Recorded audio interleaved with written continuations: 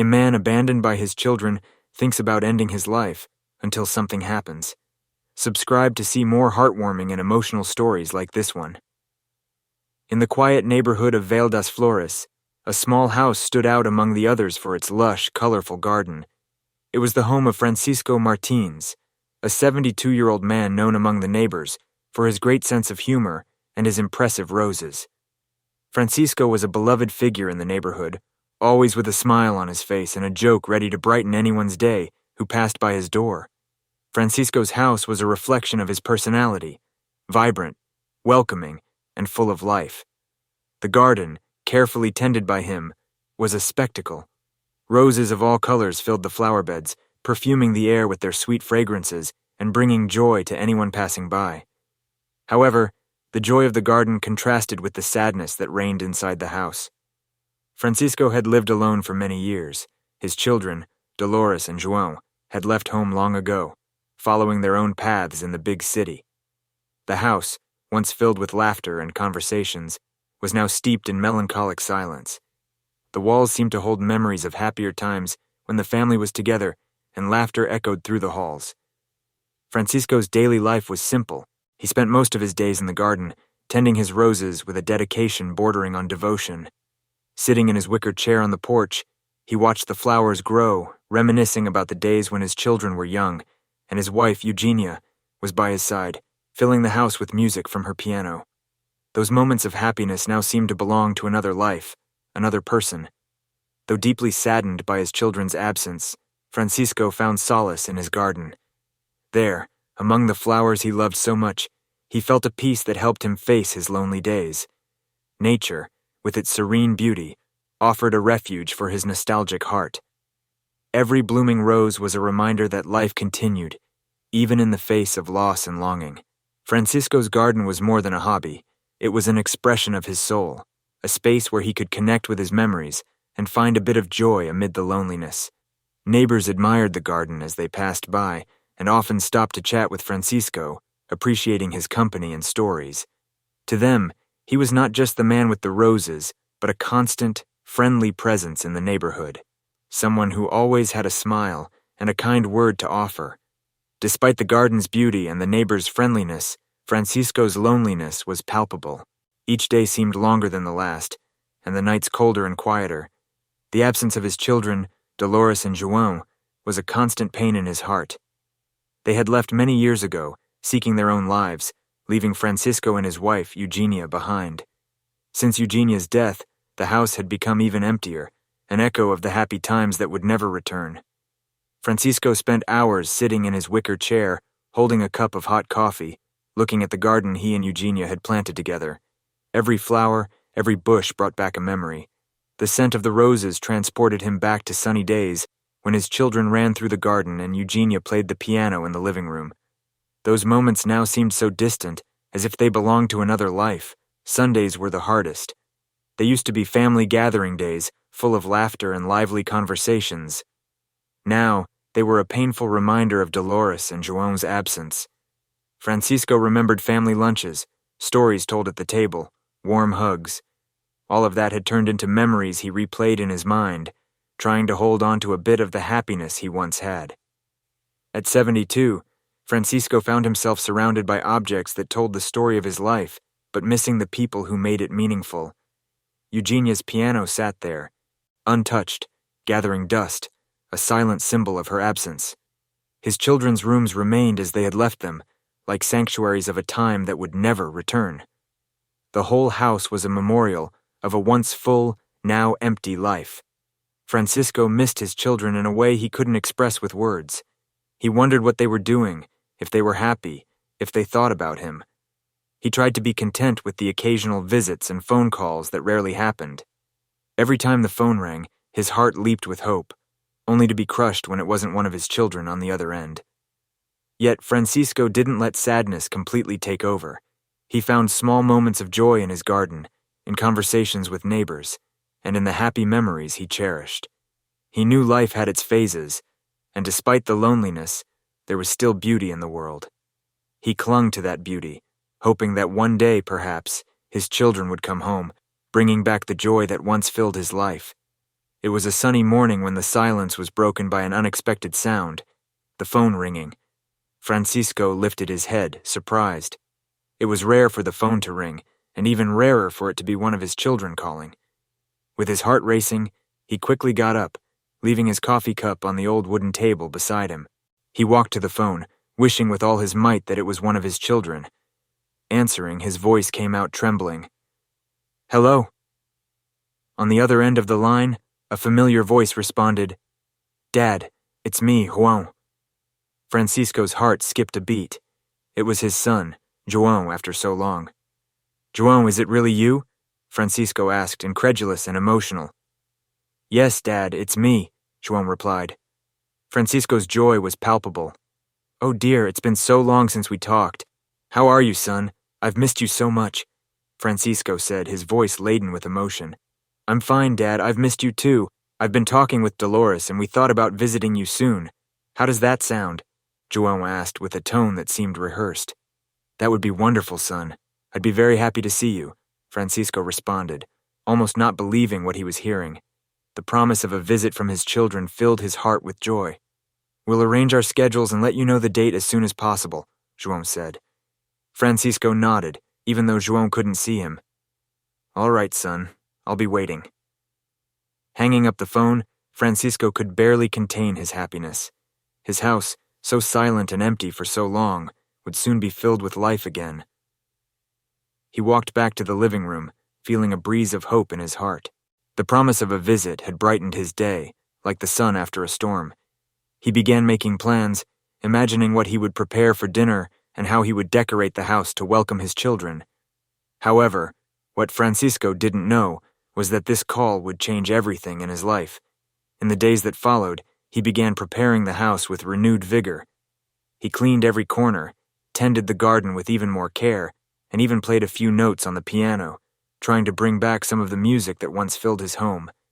The anticipation of his children's visit brought a sparkle to his eyes that hadn't been seen in a long time. The following Wednesday, Francisco was more anxious than ever. It was very late, later than he usually stayed up, but that night there was a special reason to remain alert. Sitting on his couch by the window, he watched the empty, silent street, anxiously awaiting his children's arrival.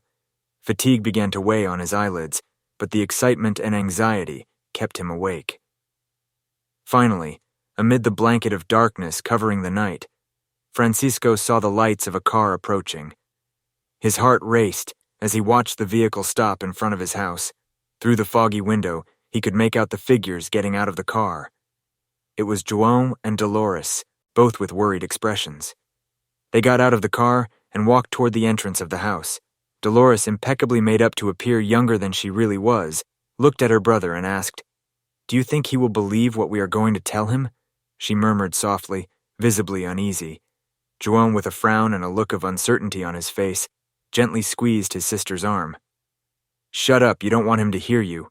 He has to believe it, we have no other option," João replied, trying to stay calm to avoid escalating the situation. Reaching the door, João took a deep breath and knocked. "Son," exclaimed Francisco, warmly embracing them. "It's so good to see you. Come in quickly, it's very cold. I made dinner." They sat at the table, and Francisco served the meal he had prepared with so much care. The aroma of stew filled the dining room, bringing a sense of warmth and home. João and Dolores began chatting casually, describing their days in the city with vivid details. They talked about their jobs, shared funny anecdotes about their friends, and mentioned how much they appreciated the cultural activities the city offered. Francisco listened attentively, enjoying every story, but there was an undertone of unease in João and Dolores' eyes, a secret they both kept closely. As they ate, they took care not to mention certain topics, avoiding any reference to the true reason for their visit. There was something involving their father directly, and they knew that revealing it at that moment could have consequences for which they were not yet prepared. The days following that dinner witnessed a palpable change in the family dynamic. João and Dolores' visits became more frequent. They not only came to share a meal, but also began to get more involved in their father's daily life. They helped with the garden, a task Francisco had always done alone, and even brought small gifts that, although modest, meant the world to Francisco. These gestures not only showed affection, but also fueled Francisco's hopes of perhaps regaining the presence of his children in his life. One night, as Dolores washed the dishes after dinner, João decided it was time to talk to his father about something he had been thinking about for a long time.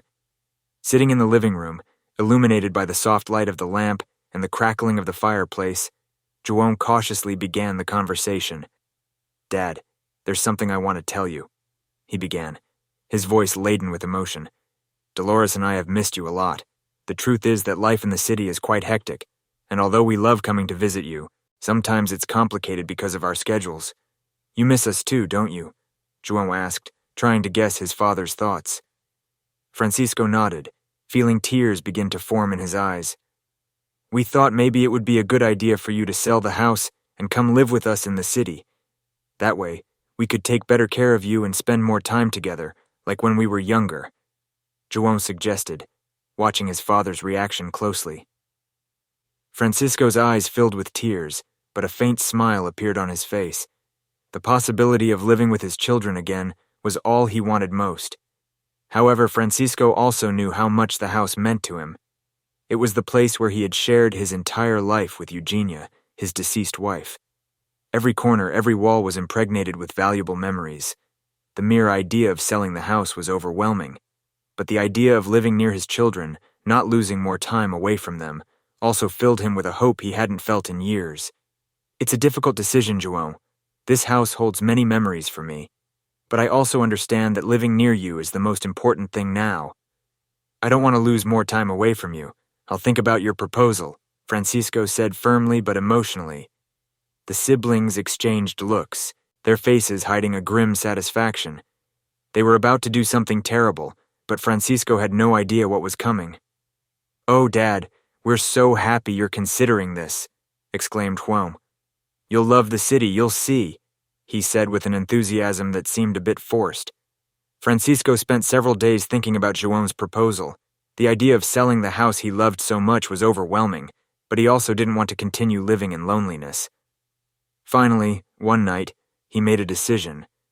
He took the phone and called João. "João, I've been thinking a lot about your proposal," he began firmly. "It's hard for me to part with this house. You know how much it means to me. But I also understand that living near you is the most important thing now. I've decided to accept your proposal. I'll sell the house and move in with you in the city. I think it's best for everyone," he said resolutely and finally calmly. The siblings, with hidden satisfaction, heard their father's decision. They were about to do something terrible, but Francisco had no idea what was coming. In a few days, Francisco's house was sold. The process was surprisingly quick, and soon he found himself surrounded by boxes containing the memories of a lifetime. As he carefully packed an old blanket knitted by his wife, he felt a pang in his chest and a silent tear rolled down his cheek. It was at that moment that he fully realized how much he would miss that house. Now, leaving it behind, he felt like a part of himself was staying there, locked between those walls he loved so much. "Don't worry, Dad," said Dolores, hugging him. "You'll love the city, and most importantly, we'll all be together." At that moment, Francisco didn't notice the exchange of complicit glances between his children. He was far from imagining the true intention behind those comforting words. Finally, the move was completed. Francisco said goodbye to his house and the neighborhood where he had lived for decades. The sun was beginning to set on the horizon as Francisco closed the front door of his house for the last time. He took a deep breath, trying to capture in a single breath all the aromas and sounds that had accompanied him for so many years. With one last nostalgic look, he walked to João's car, which was already waiting with the engine running to take him to the big city. "Dad, you'll see everything will be fine. You'll love the view from our apartment," João said, as they drove away from the neighborhood. The journey was long and silent. The car's engine hummed like a constant whisper, and Francisco watched the landscape change outside the window. Green fields and dirt roads gave way to tall buildings and bustling streets. Upon arriving in the city, Francisco felt a strange sensation, as if something didn't fit. They weren't stopping in front of an apartment building as João had said. Instead, the car slowed down and stopped in front of the entrance to a nursing home. A lump formed in his throat. He looked at Dolores for an explanation, but she avoided his gaze. João got out of the car and opened the back door. "Dad, we've thought a lot about this and we believe it's the best for you," João said with a firm voice but laden with contained emotions. "Here, they will attend to your needs at all times. We're sorry we didn't tell you the whole truth from the beginning, but there's no space for you in the apartment. Here, you'll be more comfortable and can make new friends. Plus, with the money from selling the house, we've secured an excellent place for you." In reality, João and Dolores had kept practically all the money from the sale. They needed to pay their numerous debts and found the cheapest nursing home for their father. Francisco felt the ground tremble beneath his feet as he got out of the car. He looked at his children, hoping to see some sign that this was just a bad joke, but nothing of the sort happened. He looked at the gray, austere building, with its windows lined up like empty eyes watching him. Not a single flower decorated the landscape, no sign of the home he had imagined. With a deep sigh, Francisco walked toward the entrance, feeling that each step took him further away from the dreams he had nurtured during the journey. "Dad, we're very sorry," João said. "We'll visit you whenever we can." Francisco felt betrayed, deceived, and abandoned. If he had imagined even for a moment this outcome, he would never have left the house that held the memories of his entire life, especially of his beloved wife. Tears filled his eyes as he contemplated the reality surrounding him. He had no choice but to enter the nursing home, a place symbolizing the end of his days of independence. Life inside the nursing home meant a huge change for Francisco. He lost his garden, where he found peace amid life's bustle, and also his independence, an autonomy he had forged with years of effort and consistency. But the most painful was seeing how his children's promise to visit him regularly vanished like a mirage. The days passed one after another, wrapped in a monotonous and lonely routine, and the visits never happened. Francisco was a strong man. He had faced many adversities in life and always met challenges with courage. He knew he had no other choice but to face the situation with the same determination. Despite the sadness and loneliness, he decided to adapt to his new reality. He found comfort in small details, in brief moments of kindness from the nursing home staff, and in rare conversations with other residents. One afternoon, while sitting in the nursing home's lounge, he saw an old house for sale across the street. Something about that house caught his attention. It seemed as lonely as he was. That night, Francisco couldn't sleep. The image of the old house crossed his mind repeatedly. Then, he remembered the few savings he had kept, which he had never mentioned to his children. It wasn't that he had hidden them. There simply had never been an opportunity to mention them. Over the years, he had always supported his children financially in everything they needed, and those savings had never been necessary before. But now, that lonely house across from the nursing home seemed like an opportunity, a new hope for him. Francisco decided he would use that money to buy the house. "I'm stronger than they think, and this will be my new home," he thought. The next day, he approached the nursing home administrator to make the necessary arrangements. Although he felt a knot in his stomach from the uncertainty, he also felt a spark of excitement. That decision was more than just a purchase. It was a reaffirmation of his independence and a new bet on his happiness. It hadn't been long since Francisco had sold his house in the neighborhood, and the moving boxes were still sealed. This greatly facilitated his move to the new house. The process was quick and simple. As soon as he arrived at his new home, Francisco felt an indescribable peace. As he unpacked his things and familiarized himself with every corner of the new home, a smile formed on his face. That house represented a new beginning, and although it needed repairs, Francisco was willing to make them. Shortly after moving in, Francisco met his new neighbors, a young couple with 5-year-old twins. Samantha and Lorenzo were very kind and immediately offered to help with the repairs the house needed. "Mr. Francisco, this house needs a bit of paint and a lot of cleaning," said Lorenzo, looking around. "I think we can help with that." Francisco couldn't believe the kindness of his neighbors. He wasn't used to receiving help, but his heart filled with gratitude for Samantha and Lorenzo's kindness. Together, they began the project of renovating the house. In the weeks that followed, Francisco and his new friends worked tirelessly to fix every room. They painted the walls, cleaned the floors, and repaired any damage they found. But more than the physical work, what really surprised Francisco was the connection that developed between them. Despite the age difference, they shared a genuine friendship, and his neighbors truly cared about him. As they finished each room, Samantha and Lorenzo invited Francisco to family dinners and even outings to the park with their children. It was then that Francisco understood the true meaning of home. It wasn't just about having a house, but about having people around who cared about him and made him feel part of something bigger. The old house began to come back to life. The walls received new colors, the garden flourished, and the house that was once so lonely was now full of laughter and conversations. Francisco felt rejuvenated, proud of what he had achieved, and surrounded by the warm presence of his new friends. This was a new phase in his life, a phase he had never imagined could exist. Francisco's children found out many months later that their father had bought a house and left the nursing home. They had spent so much time without asking about him that when they discovered what had happened, they couldn't believe it. They were furious and felt deceived, as they didn't know about the additional savings.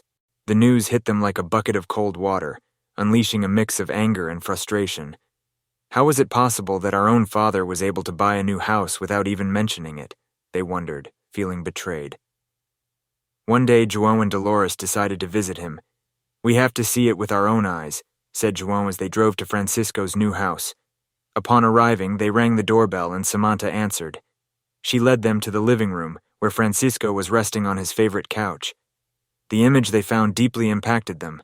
Their father, who had always been an imposing figure, now seemed extremely fragile.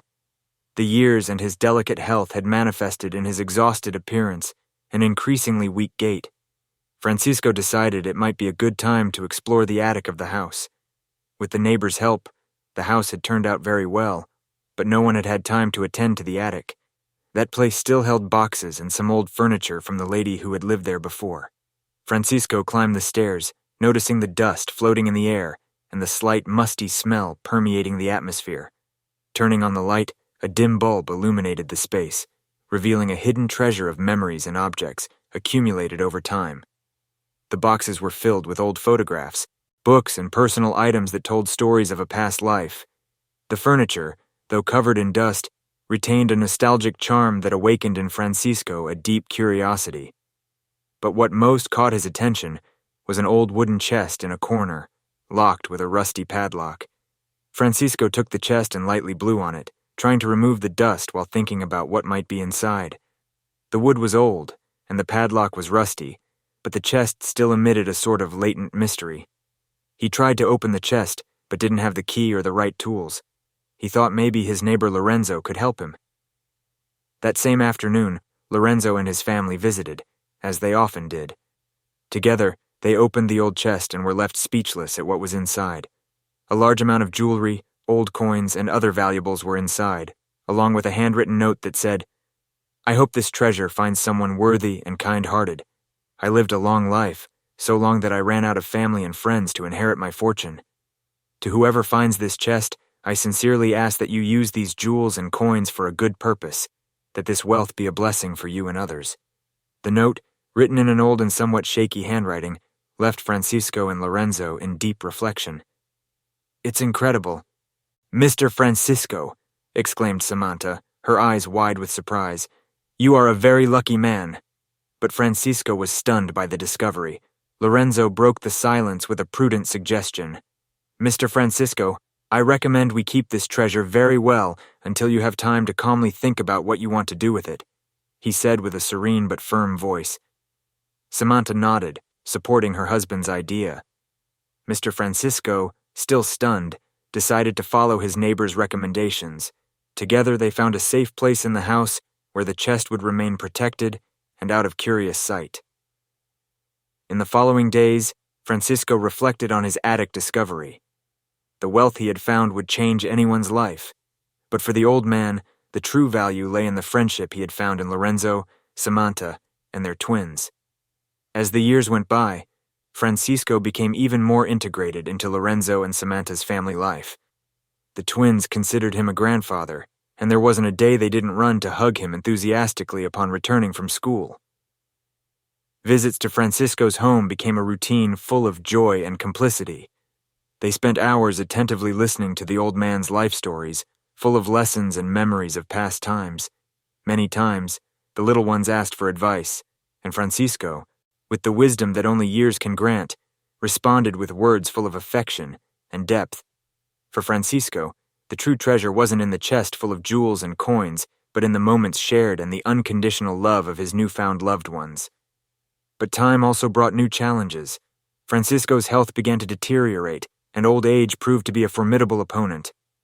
However, he never accepted defeat, and always found happiness in the small details. "Francisco, you have to let us take care of you," Samantha warned, sincerely worried about her friend. "And I do, dear. I do," Francisco responded with a weak smile. "I'm surrounded by people I love, and that's all that matters."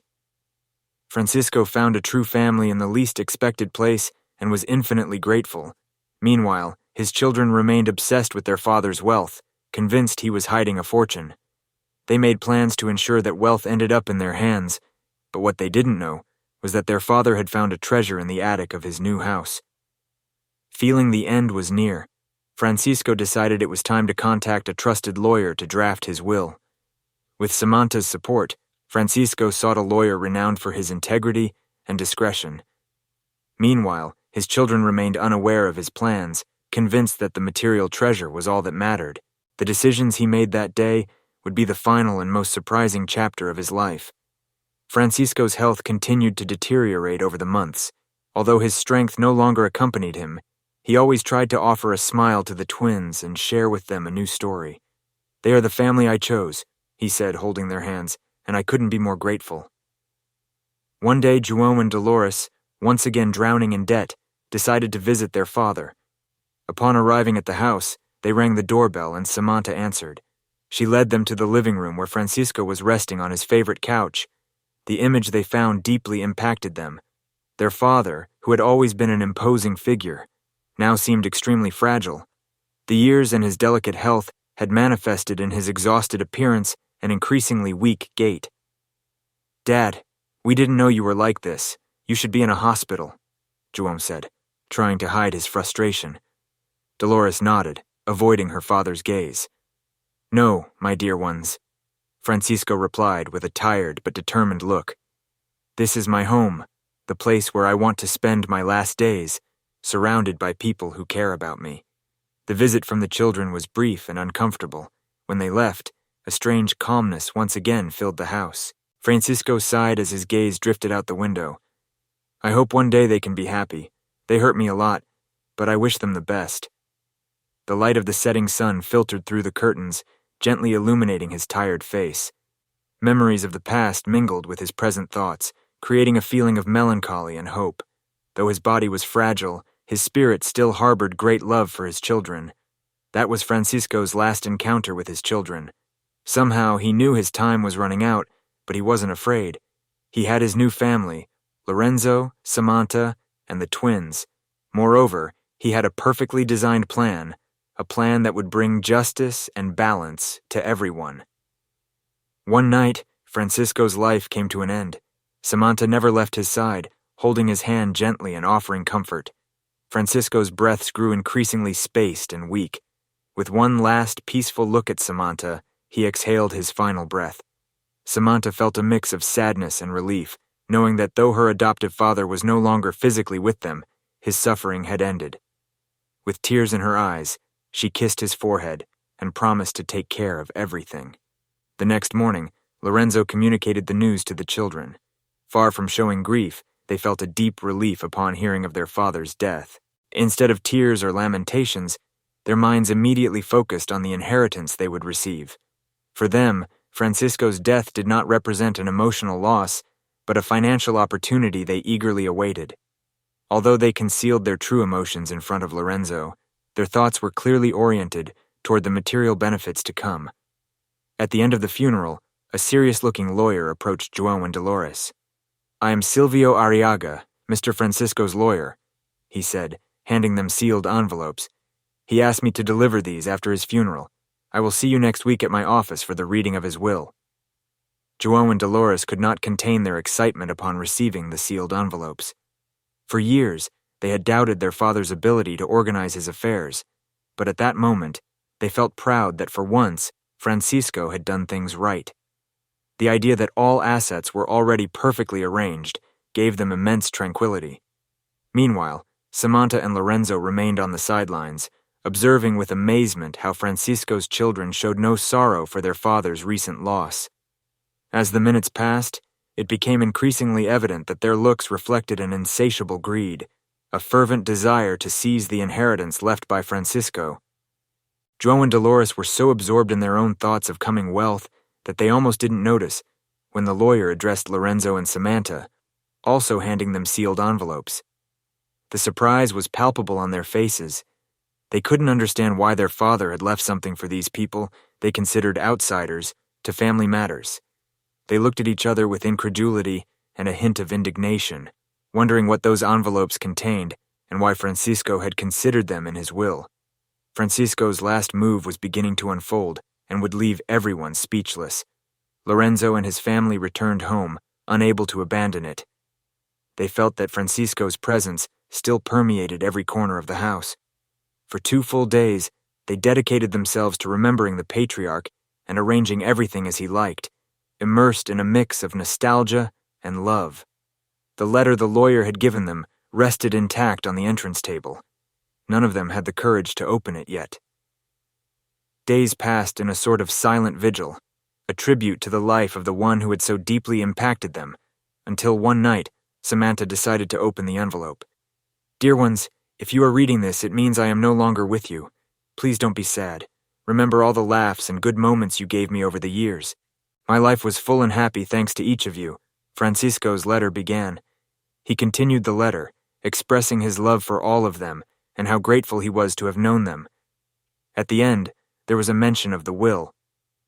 "As for the will, you will find out everything during the reading," he wrote. "But I want you to know I tried to do what I believe is fair.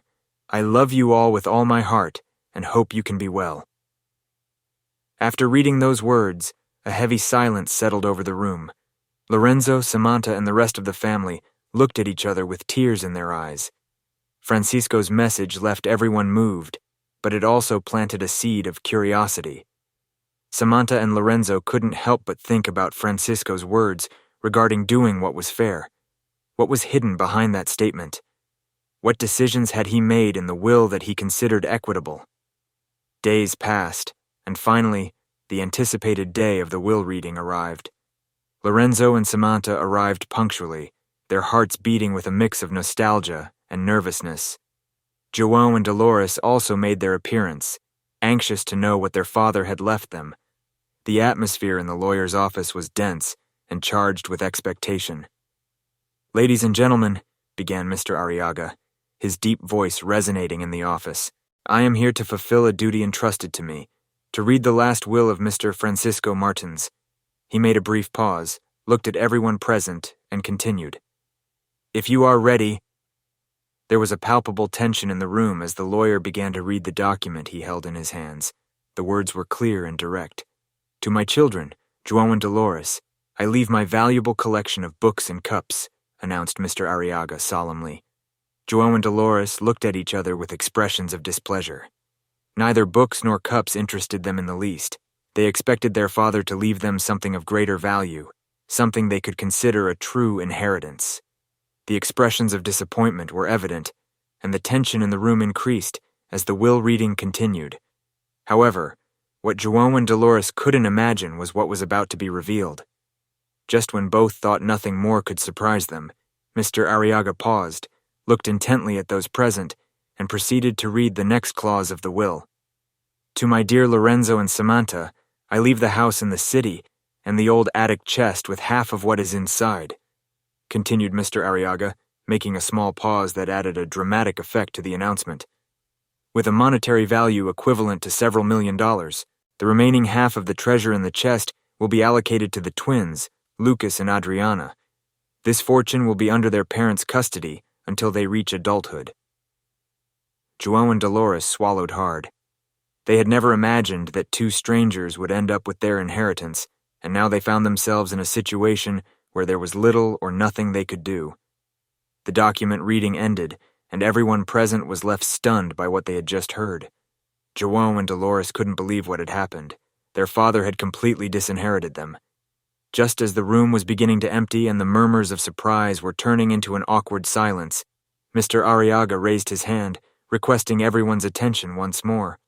Before concluding, I must inform you that Francisco left a final message for his biological children, announced the lawyer as he pulled an envelope from inside his briefcase.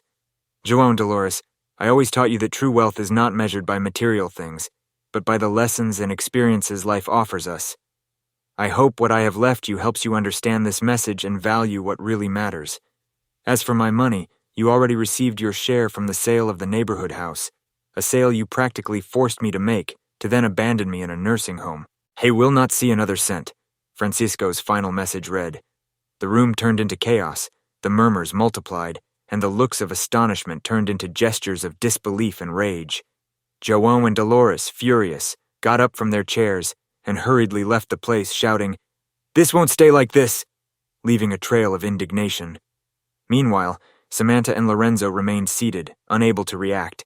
Their minds were trying to process everything that had happened and understand how their lives would change from that moment on. The unexpected fortune fallen from the sky brought with it a weight of responsibility and decisions they had never imagined having to face. João and Dolores were furious. How dare that old man leave a fortune to strangers? "This isn't fair," lamented Dolores as they settled into the car after the will reading. "We are his children. We will contest the will. That money is ours," João said, furious. "He was senile. He didn't know what he was doing. That's what we can claim," he continued. "Yes, that's what we'll do," Dolores responded, determined. Meanwhile, Samantha and Lorenzo were in shock. They had never expected to receive anything from Francisco, much less a house and a fortune to share with their children. "We can't accept this," said Samantha, visibly moved. "He was our friend, not our benefactor." Lorenzo nodded, fully understanding his wife's feelings. "But perhaps we can use that fortune to do something good, as Francisco would have wanted." The following weeks were full of tension. João and Dolores sought the best lawyers they could afford, trying to contest their father's will. They vehemently claimed that their father was senile when he wrote the will. "Our father was not in his right mind. He didn't know what he was doing," insisted Dolores before the lawyer. However, Samantha and Lorenzo couldn't remain silent in the face of such accusations. "That's a lie!" Samantha exclaimed, her voice breaking with indignation. "Francisco was perfectly lucid. He never suffered from dementia." Lorenzo intervened calmly but firmly. "How can you claim something like that when you didn't even visit him? You weren't present in his life. You didn't visit him even on his birthday. You only called when you needed something." The tension was palpable as both sides struggled to maintain composure. The sessions were intense, testimonies were heard, and all evidence was presented. Finally, the judge delivered the verdict. "This court finds there is not enough evidence to suggest that Mr. Francisco Martins was not in full control of his mental faculties when he wrote his will," the judge declared authoritatively. "Therefore, the will is valid and will be executed according to Mr. Martins's expressed wishes." Hearing those words, Samantha and Lorenzo felt relieved, while João and Dolores looked at each other with frustration and defeat. The judge's decision meant that Francisco's legacy could be used for good, just as he wanted. João and Dolores, unwilling to accept the judge's decision, tried again to fight in court. However, they encountered an insurmountable obstacle. No lawyer wanted to take the case. The sentence was clear and conclusive, and there was nothing more to be done. Desperate, João and Dolores realized they had spent the little money they had left on lawyers who failed to change the verdict. Forced by circumstances, they had to move to a small, dreary apartment on the outskirts of the city, far from the glamour they once enjoyed. The life they once knew disintegrated, leaving them with the bitter taste of defeat and frustration. Lorenzo and Samantha, moved by the love and respect they felt for Francisco, decided to use the inheritance to fulfill his last wishes.